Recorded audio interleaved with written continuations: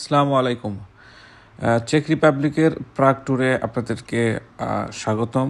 আপনার গত যে প্রথম ভিডিওটা ছিল আমার প্রাগ ট্যুরের, আপনারা দেখতে পাচ্ছেন যে আমি কিছু বিষয় তুলে ধরার চেষ্টা করছি এবং তার সামঞ্জস্যতা রেখে পরবর্তী যে ভিডিওটা আপনাদের দেখানোর জন্য আমি শুরু করছি। আমার ভিডিও শুরু থেকে শেষ পর্যন্ত থাকবেন এবং ভিডিওটা যদি ভালো লেগে থাকে আপনাদের অবশ্যই ভিডিওটা শেয়ার করবেন সবার মাঝে। শুরুতে আপনাদের বলবো চেক রিপাবলিকের যে প্রাগের ক্যাপিটাল যে সিটিটা, যেটা আমরা ভ্রমণের জন্য আসছি বা দেখতেছি, যেটা আপনারাও দেখতে পাচ্ছেন, এখানে আমি বলবো যে প্রাগ সিটিতে কিছু হিস্টোরিক্যাল প্লেস আছে, বা কিছু বলতেও বলবো অনেক হিস্টোরিক্যাল প্লেস আছে।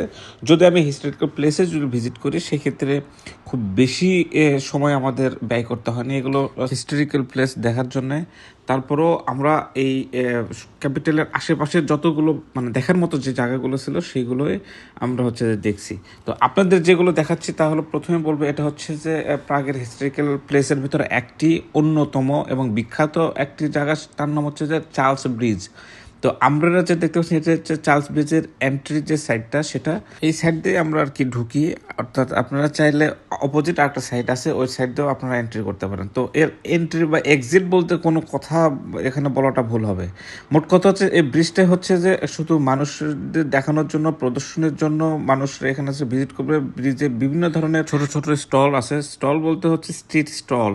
আপনারা দেখতে পাচ্ছেন এটা অনেক ধরনের ক্যানভাস আঁকানো, অনেক সুন্দর সুন্দর ফটোগ্রাফি করা। তা আপনি চাইলে আপনাকে বসে রেখে তারা হচ্ছে যে কিছু আর্টিস্ট আছে, তারা ইনস্ট্যান্ট আপনার ছবি এঁকে দেবে। তো এইরকম কিছু শপ বা স্টল, স্ট্রিট স্টল আপনি দেখতে পাচ্ছেন একটি কাপল, তারা তাদের ছবি আঁকে নিচ্ছে। ছবিটা মেবি একটা কমেডিয়ান টাইপের ছবি হবে, আমি সঠিক জানি না। ওই আর্টিস্ট যে তার মাথায় কি থিম নেশে আঁকাচ্ছে সে ভালো জানে। আর আপনারা যে দেখতে পাচ্ছেন এই ব্রিজে আর যেটাই হোক কোনো যানবাহন দেখতে পাবেন না, কারণ একটাই, কারণ এই ব্রিজটা অনেক অনেক পুরানা। তো আমি যদি চার্লস ব্রিজ নিয়ে কিছু বলতে চাই সেক্ষেত্রে এর হিস্টোরিক্যাল কিছু বিষয় আছে, সেগুলো না তুলে ধরলেই না।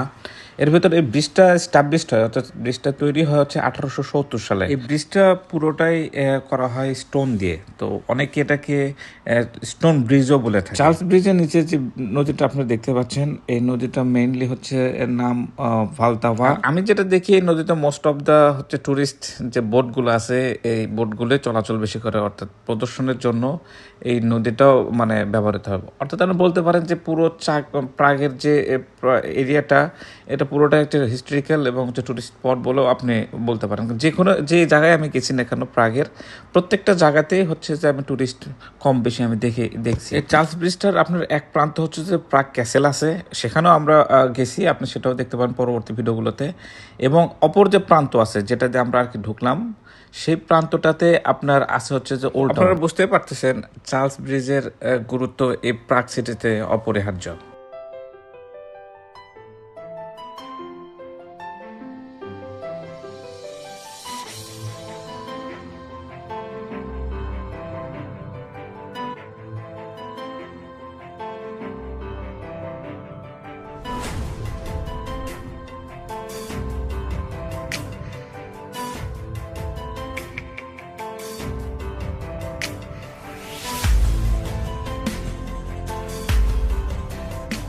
আমরা এখানে প্রায় 1 থেকে 1.5 ঘন্টার মতো সময় কাটাই, কারণ ব্রিজটা অনেক বড়। আপনারা বলতে পারেন, আমার জানা মতে আমি যেটা দেখলাম 516 মিটার মতো লম্বা হবে এটা, এবং প্রায় 33 মিটারের মতো ওয়াইড, মানে চওড়া হবে আর কি।